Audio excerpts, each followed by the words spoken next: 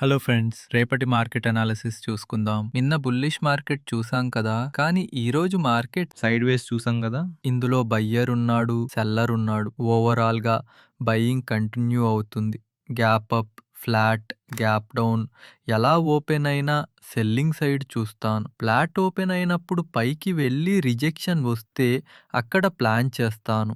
25,040 resistant గాను, 25,240 and 25,120 support గా చూస్తున్నాను.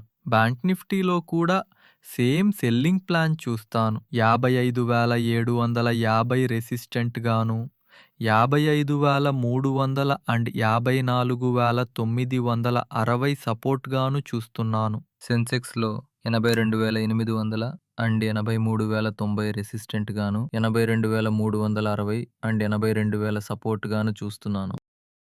Please do subscribe to my channel and hit the bell icon.